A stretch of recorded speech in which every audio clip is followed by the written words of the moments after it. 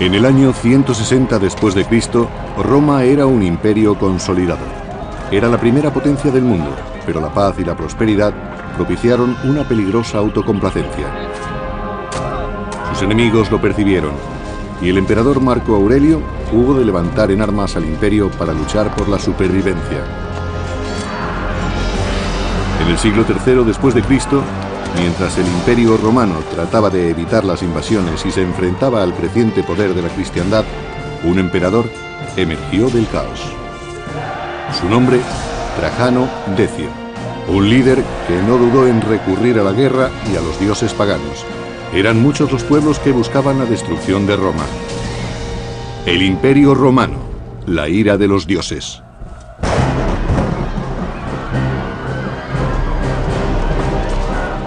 A mediados del siglo III después de Cristo, Roma estaba inmersa en una gran crisis. Los bárbaros atacaban las débiles fronteras y casi todo el imperio se encontraba en guerra.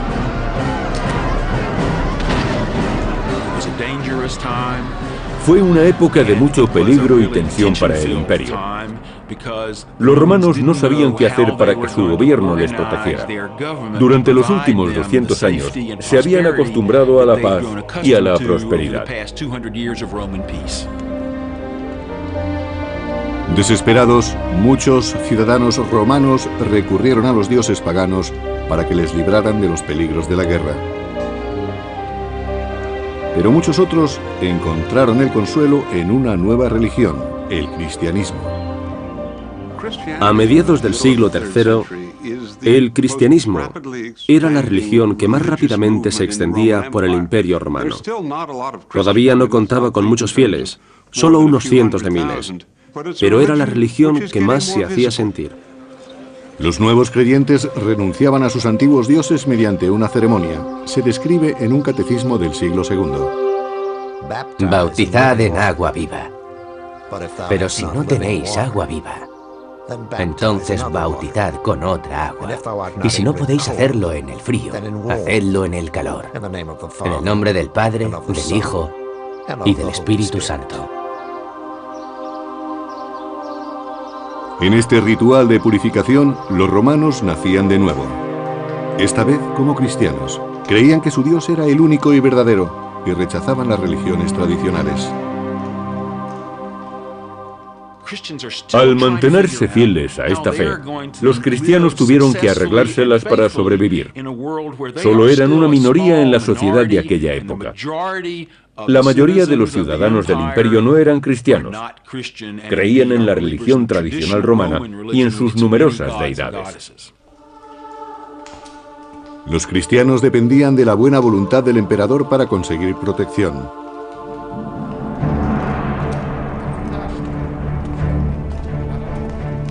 En el año 248 después de Cristo, Filipo era el emperador de Roma.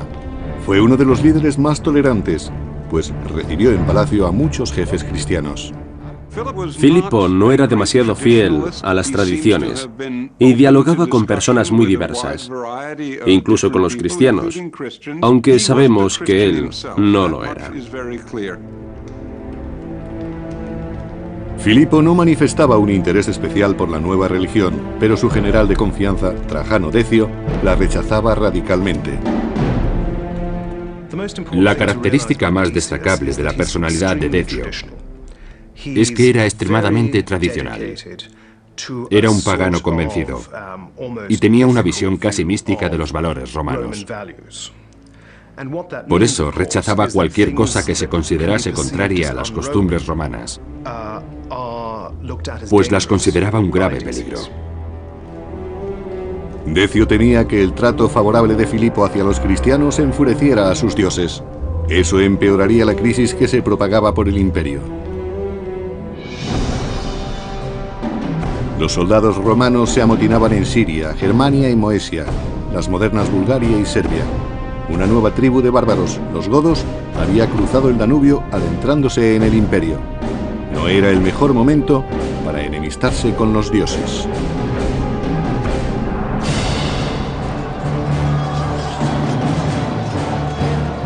Los godos invadieron el suelo romano. Tiberio Claudio Pacatiano dirigía las legiones imperiales que tuvieron que defender el imperio contra el nuevo enemigo.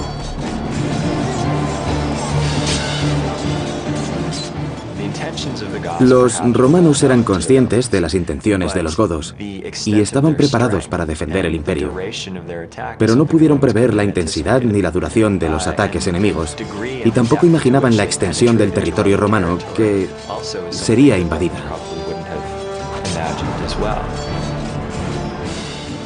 No sabemos mucho de los godos durante este periodo, pero sí que la región al norte del Danubio le sirvió para lanzar incursiones rápidas contra el imperio. Pacatiano pudo contener a los godos y durante un tiempo aseguró las fronteras del imperio. En aquellos momentos, el ejército de Roma era tan poderoso como siempre lo había sido, y estaba preparado para enfrentarse a los pueblos bárbaros.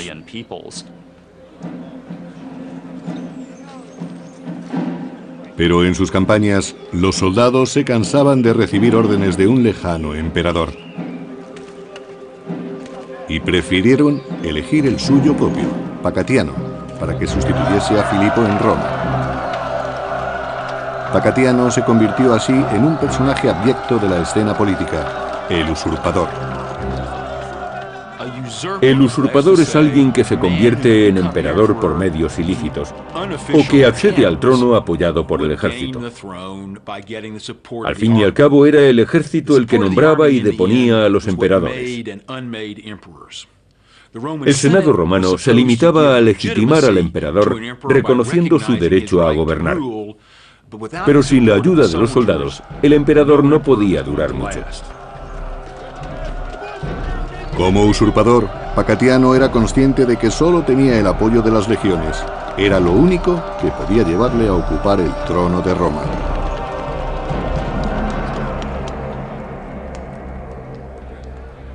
En la capital, Filipo se enteró de la rebelión del Danubio y pidió consejo a su amigo, el general Trajano Decio.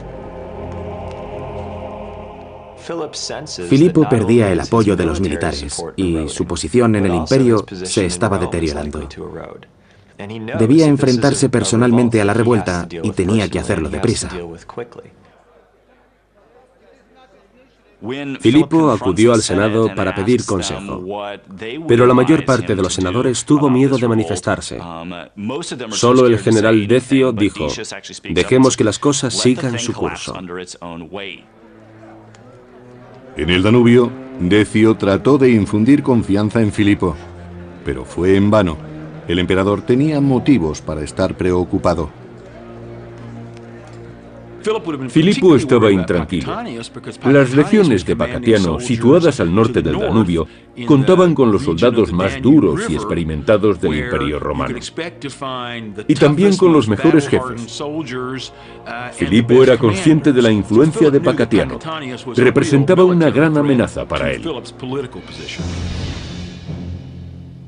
El emperador Filipo confiaba plenamente en su general, Decio, y le mandó que atravesara los Alpes para llegar a Moesia. Esperaba que sofocase la sublevación.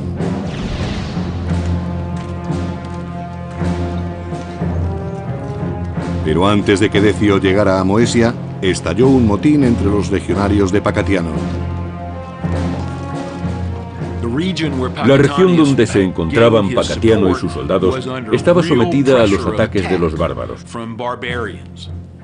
Los invasores habían saqueado la provincia asignada a las legiones de Pacatiano, y este no había podido impedirlo, a pesar de que habían acudido con la voluntad de vencer. En realidad, Pacatiano era un personaje relativamente mediocre dentro del ejército. Según algunas fuentes, ni siquiera era un militar de elevado rango. En cuanto Pacatiano demostró cierta debilidad, sus propios soldados acabaron matándolo, y acabaron así con este pequeño incidente. Para su misión en Moesia, el general Decio llevaba consigo a su hijo Herennio, un joven soldado. En cuanto llegó a su destino, Decio fue informado de la suerte que había corrido Pacatiano. En mi opinión, los hombres de Pacatiano mataron a su líder porque sabían que Decio acudía para sofocar la revuelta. Trajano Decio había nacido en aquella parte del imperio y allí era muy conocido, especialmente por su dureza y por su capacidad. Pacatiano había sido depuesto por sus propios soldados, y cuando Decio llegó a los Balcanes, se encontró con un ejército rebelde cuyas demandas no habían sido satisfechas. Al final, estos soldados acabaron uniéndose a la causa de Decio. Después del asesinato de Pacatiano, Decio se hizo cargo de sus legiones. Tanto él como su hijo Herennio trataron de restablecer el orden en el ejército.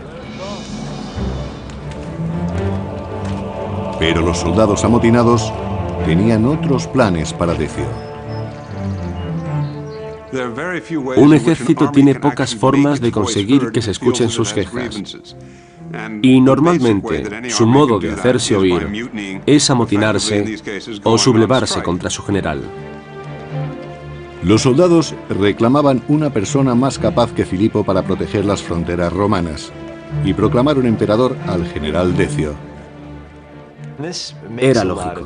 Decio procedía de la región de los Balcanes y comprendía las dificultades de los ejércitos que habían sido enviados al Danubio. Además, querían ser dirigidos por él, porque era una persona de su confianza. Estaban seguros de que Decio les ayudaría a conseguir sus objetivos en Roma.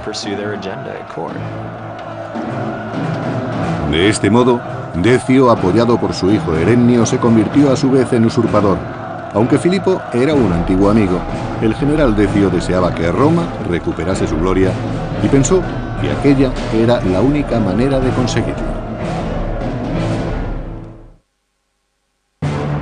El emperador Filipo había enviado a Decio, su general de confianza, a sofocar la rebelión de Moesia.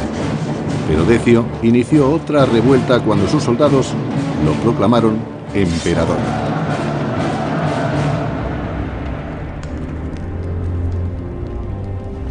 En Roma, el emperador Filipo era completamente ajeno a la traición de Decio y aguardaba que le comunicaran el final de la rebelión de Pacatiano. Filipo empezó a preocuparse cuando supo que Decio había sido proclamado emperador por las legiones del Danubio. Y comprendió que tenía que salir al paso de Decio cuando éste marchara hacia la península itálica. No podía quedarse en Roma si quería seguir siendo emperador. Dolido ante aquella traición, Filipo tendría que enfrentarse a su antiguo amigo y aliado. Y ordenó a las legiones que aún le eran fieles que se prepararan para el combate. Filipo partió de Roma con sus tropas para detener a Decio en Verona. El ejército rebelde venía de Moesia atravesando los Alpes.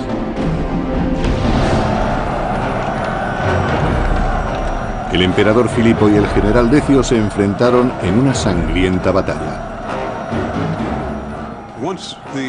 Cuando las legiones del Danubio proclamaron emperador a Decio, este marchó hacia el norte.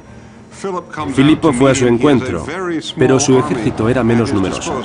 Solo disponía de un par de legiones, la reserva estratégica del imperio. Era mucho más débil. Según Zósimo, cronista del siglo VI, los soldados de Decio confiaban en él por su habilidad y su prudencia, aunque el enemigo contaba con las fuerzas imperiales. La batalla se decidiría en el momento en que uno de los ejércitos flaqueara. El ánimo de los guerreros era fundamental en las batallas antiguas. Cuando se disponía de pocos soldados, o estos tenían poca experiencia, las legiones podían sucumbir y dejarse llevar por el pánico y la desesperación. El pánico era el auténtico enemigo en el campo de batalla. Si un ejército perdía la moral y la cohesión y empezaba a huir, acababa siendo derrotado. Los soldados que escapaban dominados por el miedo eran capturados fácilmente. Enfrentarse a ellos no suponía ningún riesgo.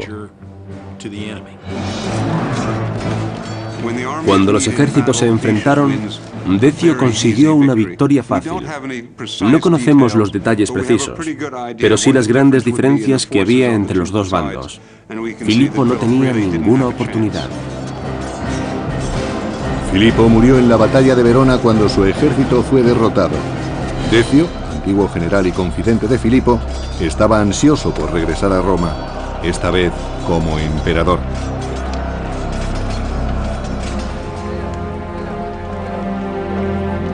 De vuelta a la capital, Decio y su hijo Herennio fueron recibidos por el Senado, que legitimó su cargo.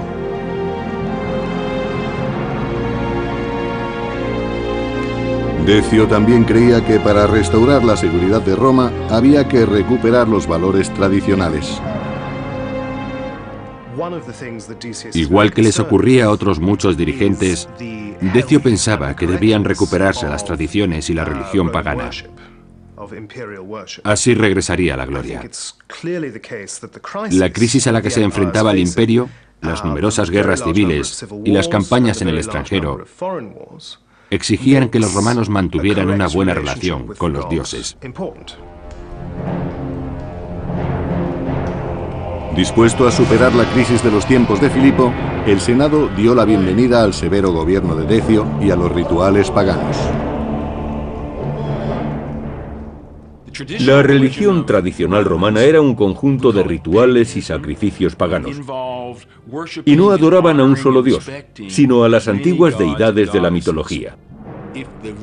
Los romanos creían que los dioses los abandonarían si no mostraban respeto hacia ellos. Tenían que sacrificar animales para que su carne y su sangre les trajeran nueva vida. Pero los dioses debían de haberlos abandonado, pues Roma sufría los ataques de los bárbaros en casi todas sus fronteras. Se considera que el siglo III fue un periodo de crisis para Roma. El imperio ya no era la potencia de hacía unos años. Y el momento en que Decio accedió al poder era precisamente el peor de aquella crisis. Las fronteras seguían siendo una zona muy inestable. Los godos causaban estragos en las tierras fronterizas donde estaban derrotando a las legiones romanas. En las batallas antiguas era difícil combatir y el ruido era terrible. Era muy importante no salirse de la formación, porque cuando ésta se rompía, resultaba más difícil defenderse a uno mismo y a los de al lado. Si eso ocurría, el enemigo ganaba terreno y el combate podía convertirse en una masacre. Mientras, en las fronteras, ciertos pueblos trataban de invadir el imperio. Eran pueblos que hasta entonces se habían sometido al poder de Roma. Y los motivos de su rebelión todavía no se conocen con seguridad.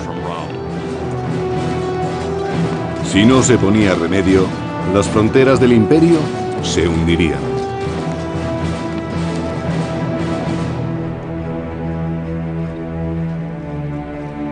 Como solución, Decio ordenó que se edificaran más templos paganos. Pretendía calmar a los enfurecidos dioses. Después de nombrar coemperador a su hijo Herennio, Decio se dispuso a reinstaurar los valores tradicionales en Roma. No se toleraría el cristianismo ni ninguna desviación de los cultos paganos.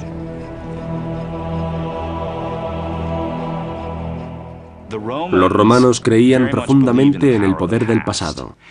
Por eso Decio quiso realizar reformas religiosas y recuperar las tradiciones. Debían comportarse como en otros tiempos. Si siempre habían hecho sacrificios, ahora volverían a hacerlos. El edicto de Decio recogía las normas que debían seguir los ciudadanos romanos y, según una de ellas, todos acudirían a los templos para ofrecer sacrificios a los dioses. La religión romana tradicional se manifestaba principalmente por medio de unos rituales. Y se trataba de unos rituales muy sangrientos, en los que se ofrecía la vida y la muerte. Para mostrar respeto hacia los dioses y compartir con ellos la esencia de la vida, había que matar un animal y después cocinarlo. Desde el punto de vista de los romanos, los sacrificios eran un ritual imprescindible. Así mostraban su devoción a los dioses y estaban en paz con ellos. El emperador Decio exigió que todos los romanos participaran en los ritos, independientemente de su religión. Todas las personas que realizaran un sacrificio obtendrían un certificado. Y para que nadie escapara, Decio utilizó el sistema de recaudación de impuestos. Así se aseguraba de que todos realizaran sus sacrificios delante de testigos. Aquel que no tuviera el certificado del sacrificio se arriesgaba a ir a prisión o incluso a la pena de muerte. Eso era un problema muy grave para los cristianos. ¿Qué les ocurriría si se negaban a hacer el sacrificio? Aquello suponía desobedecer una orden directa del emperador. A los ciudadanos de Roma, cristianos o paganos, les aguardaba un futuro incierto.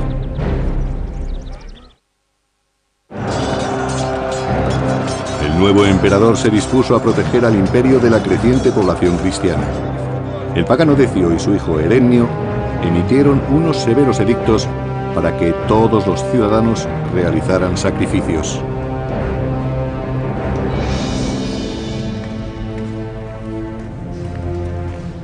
El emperador Decio decretó que todos los cristianos debían ofrecer sacrificios a los dioses paganos, aunque su religión se lo prohibiera.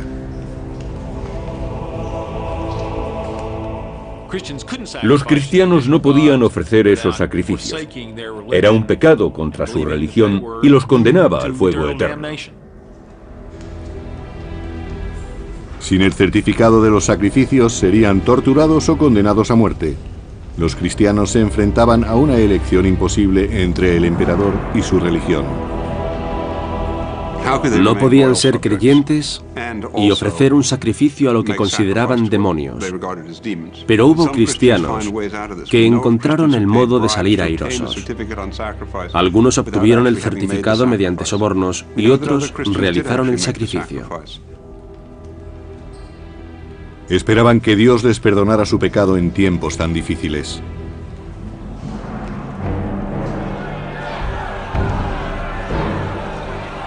Pero no todos los cristianos obedecieron el edicto de Decio. En el año 250, Fabián, obispo de Roma, sufrió las consecuencias de permanecer fiel al cristianismo y fue ejecutado públicamente. Posiblemente Decio no comprendía que los cristianos no podían obedecerle, pues no conocían su religión. Exigió que todos los ciudadanos romanos realizaran sacrificios, y los cristianos no estaban excluidos. Pero la pena por no realizar los sacrificios era muy severa. En muchos casos el castigo era la muerte.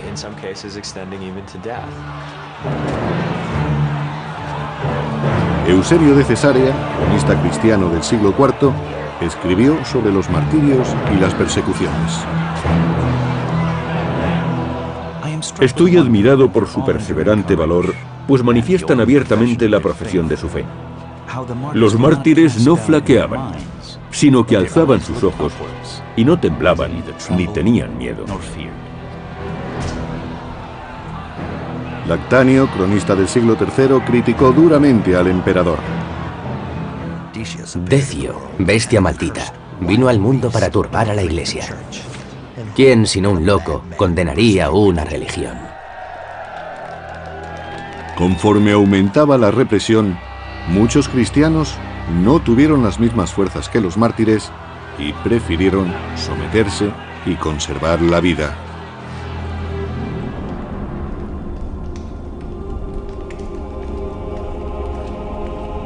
Pero en el año 250 después de Cristo, nadie quedó a salvo de los furiosos dioses.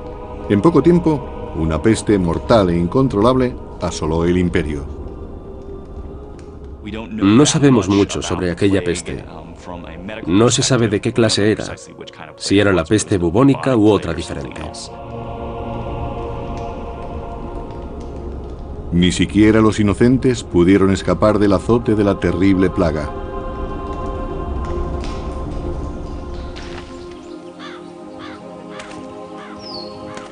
La enfermedad tuvo su mayor repercusión en el imperio entre los años 251 y 266.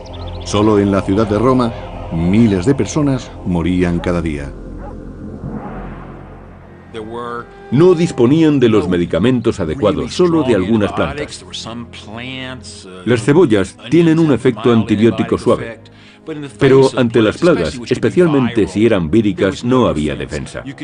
Se podía estar sano y morir en cuestión de horas. Ni siquiera el emperador podía detener a este despiadado enemigo. Decio debió de angustiarse cuando vio que las cosas empeoraban. Habían realizado muchísimos sacrificios y la peste seguía azotando irremediablemente a la población.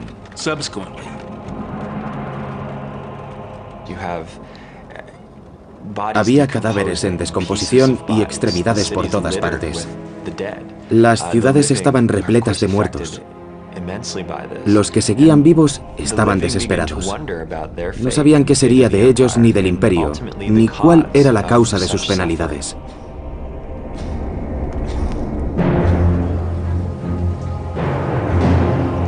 Pero los cristianos tuvieron que enfrentarse a una injusticia más, pues los paganos les acusaron de ser los culpables de aquel castigo.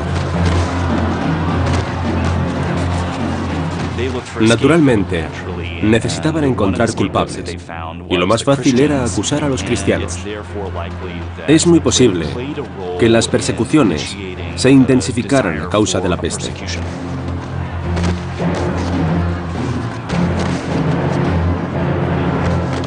Los paganos confiaban en que la sangre de los cristianos apaciguaría a sus enfurecidos dioses.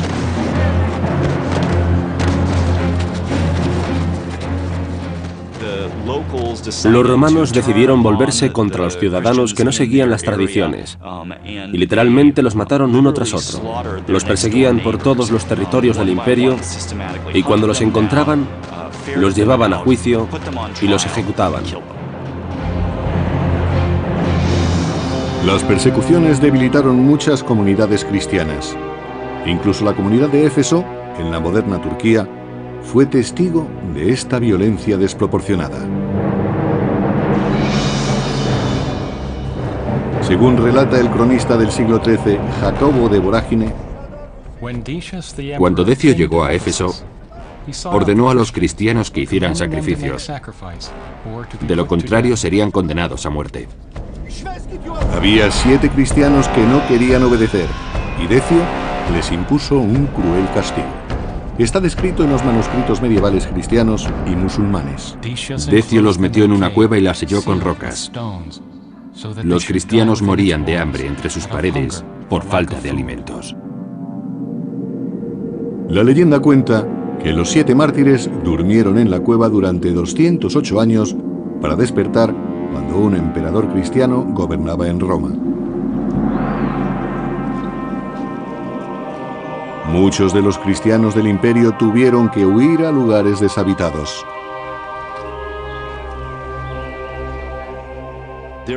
Hubo personas que intentaron escapar del martirio mediante la huida.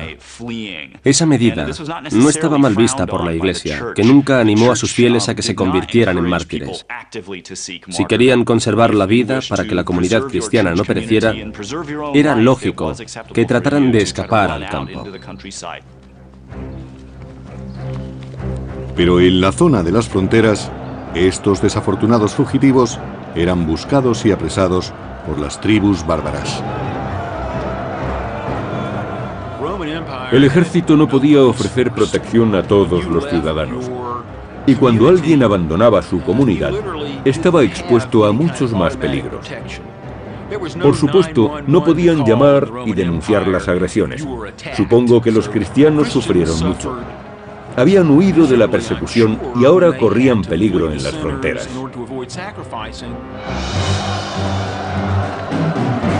El cronista cristiano del siglo IV, Eusebio de Cesarea, relata la huida de un cristiano.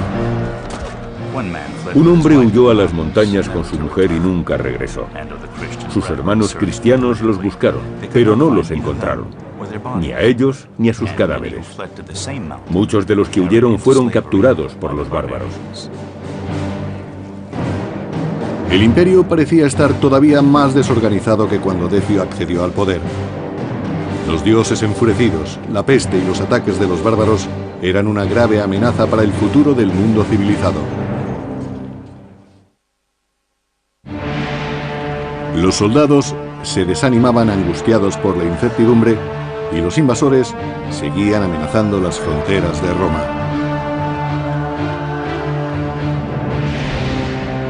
En el año 250 después de Cristo, los godos cruzaron de nuevo el Danubio e invadieron la provincia romana de Moesia.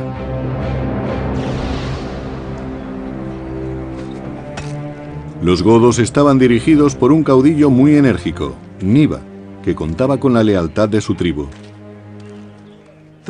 Niba aseguraba su posición por medio de recompensas, ofreciendo a sus gentes la oportunidad de hacerse ricos.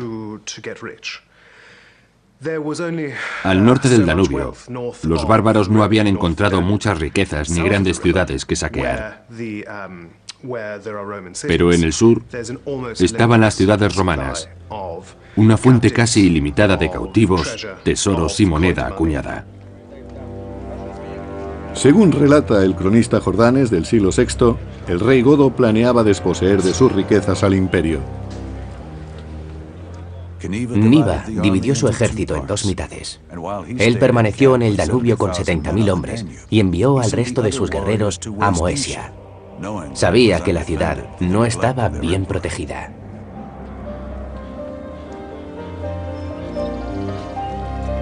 En Moesia, los ciudadanos romanos no estaban prevenidos y fueron sorprendidos por el violento ataque de los godos.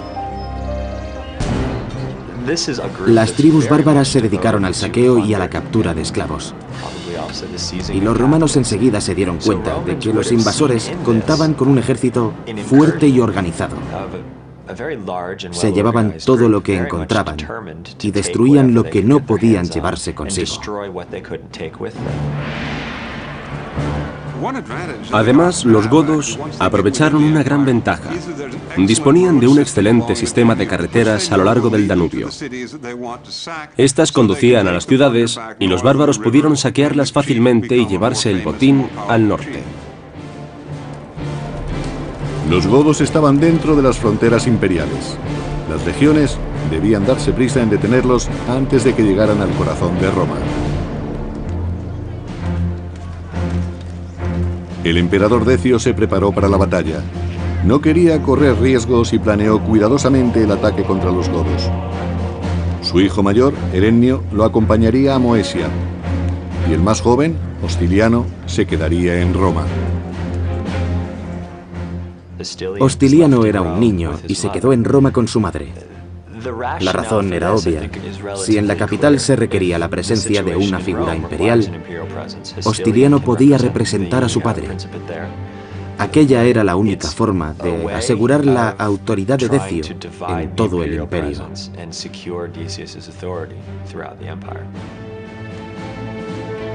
Si Decio y Herennio no sobrevivían a la batalla, todo el peso del imperio recaería en los hombros del joven Hostiliano.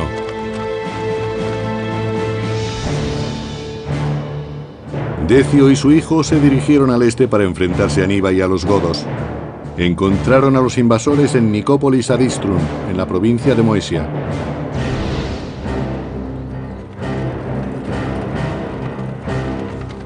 En las afueras de Nicópolis, el rey Niba y sus guerreros se preparaban para sitiar la ciudad romana. Niba era un gran estratega, pero sus objetivos eran simplemente atacar, saquear y retirarse. Y no tenía planes más ambiciosos para Roma. La capital del imperio no era más que otra ciudad en la que podría conseguir un valioso botín. Decio y Erenio salieron al paso de los godos justo antes de que estos llegaran a Nicópolis. En los antiguos combates, los romanos y los bárbaros se veían cara a cara con su oponente. Estaban delante de la persona a la que trataban de matar. Las batallas no solían durar demasiado tiempo, pues los atacantes se fatigaban enseguida. Después del primer enfrentamiento, los combatientes acababan agotados. Jordanes, cronista del siglo VI, describió la derrota de Niba. Cuando Decio se acercaba, Niba, con un ejército todavía fuerte, se retiró a la región de los Balcanes, que no estaba lejos.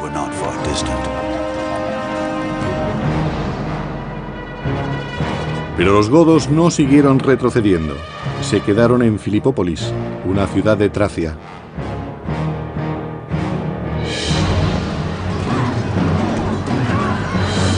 Los godos saquearon las tierras que rodeaban Filipópolis y raptaron a las mujeres romanas para venderlas como esclavas. Los godos estaban bien organizados. Su rey no llevaba al combate a un pequeño grupo, sino que dirigía un ejército relativamente grande de miles de guerreros. Eso los diferenciaba de anteriores invasores germánicos. La situación era comprometida para los romanos. Niba sitió Filipópolis y finalmente tomó la ciudad de una manera despiadada. De acuerdo con algunas fuentes, el rey godo mató a más de 100.000 personas. Pero Niba encontró un aliado inesperado dentro de las murallas de la ciudad. Se trataba de Tito Julio Prisco, un ambicioso gobernador romano que quería ser emperador. Niba engañó a Prisco mediante un falso pacto y el gobernador le permitió entrar en Filipópolis si le ayudaba con un enemigo común, el emperador Decio. Tanto Prisco como Niba querían deponer al emperador romano. Prisco pretendía hacerlo desde el interior y Niba en los territorios que rodeaban la ciudad.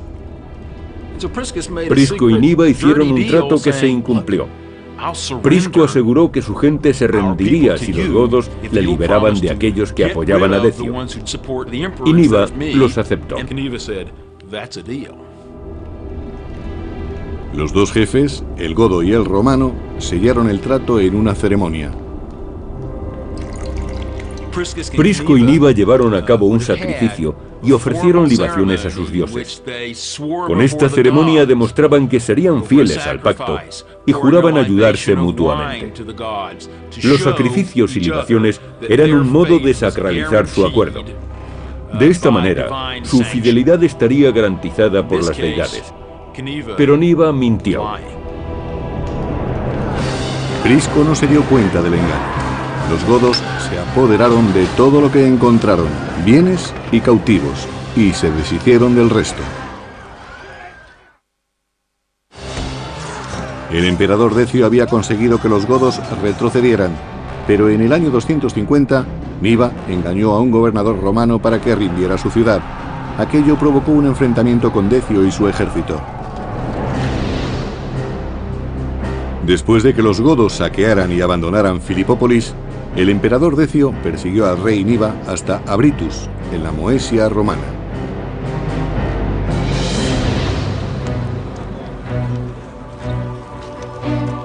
En las afueras de Abritus, Decio, su hijo Erenio y el sacerdote de la legión utilizaron el único recurso que les quedaba para vencer, sus dioses paganos. Decio sabía que iba a ser la batalla más importante de su vida. Así que hizo todo lo posible por conseguir el favor de los dioses y realizó un sacrificio. Cuando el humo del altar subió a los cielos, nadie pudo dudar de que el emperador había hecho cuanto podía para ganar aquella batalla. La victoria de Roma estaba en manos de los dioses. El cronista del siglo VI, Jordanes, recuerda el lugar donde se celebró el sacrificio, en las afueras de la actual ciudad búlgara de Razgrad. Se le conoce como el altar de Decio, porque allí realizó sacrificios a los dioses antes de la batalla. Si Decio quería devolver la estabilidad a Roma, debía obligar a los godos a cruzar el Danubio hacia el norte.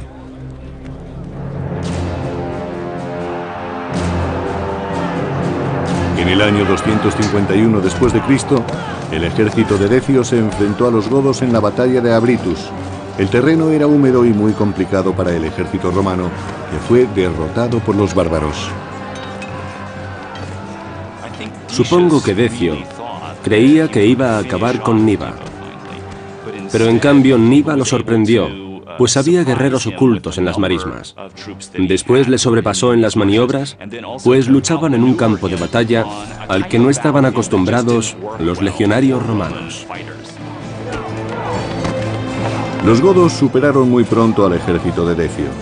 El cronista del siglo VI, Jordanes, nos recuerda la gran derrota del emperador. En la batalla, los godos atravesaron a Erenio con una flecha que le produjo la muerte. Su hijo, Erenio Etrusco, fue alcanzado por una flecha y murió en el campo de batalla. Sin embargo, Decio no flaqueó en ningún momento. Por el contrario, dijo que no debían temer, que la pérdida de un soldado no disminuía la fuerza del imperio. Intentó no hundirse tras la pérdida de su hijo. Decio desmontó de su caballo y se dispuso a combatir, pero esta vez sus dioses no podrían salvarle. Según Zósimo, erudito bizantino del siglo VI, las armas de los bárbaros cayeron sobre Decio y su ejército, y ningún soldado pudo escapar vivo. Así acabó la vida del excelente emperador Decio.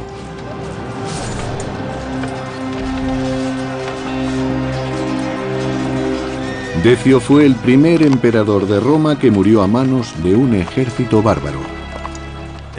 Los romanos se dieron cuenta de que el imperio estaba fuera de control. La muerte del emperador tuvo muchas consecuencias. Además, no se trataba de un emperador cualquiera. Decio fue uno de los dirigentes más capaces de Roma. Por primera vez en mucho tiempo, los romanos habían dejado de sentirse seguros frente a otros pueblos. Según algunas fuentes, nunca se encontró el cuerpo del emperador. Lactanio, cronista cristiano del siglo IV, describe el final de Decio. Quedó expuesto a las bestias y a las aves silvestres, que lo devoraron. Un final apropiado para un enemigo de Dios.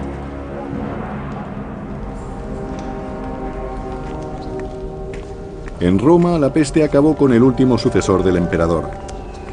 Hostiliano, heredero de Decio, murió poco después que su padre.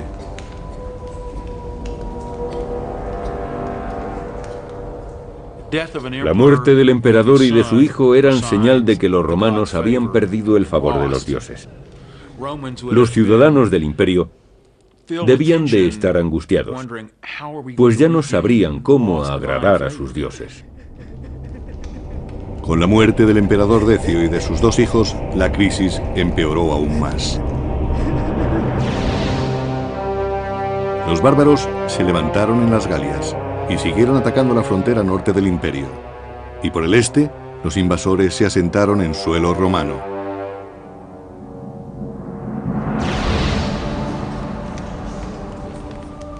La comunidad cristiana siguió creciendo a pesar de que se intensificaron las persecuciones. Decio también había fracasado en su intento de acabar con el cristianismo. En las décadas posteriores solo hubo otro intento de represión. Y a continuación, durante más de 40 años, la Iglesia cristiana pudo prosperar en libertad. Más de un siglo después, en el año 380, el cristianismo se convirtió en la religión oficial del Imperio Romano. Una merecida recompensa por su fe y su valor, según Eusebio de Cesarea, cronista del siglo IV. Cualquiera que examine la historia comprobará que todos los que han actuado con paz y justicia han saboreado el dulce fruto del éxito. El emperador Decio hizo que la religión dividiera al imperio y provocó una lucha interna entre los romanos. Aquel problema se sumó al de la peste y sin un ejército unificado, las fronteras de Roma quedaron abiertas al mayor de sus enemigos, los bárbaros.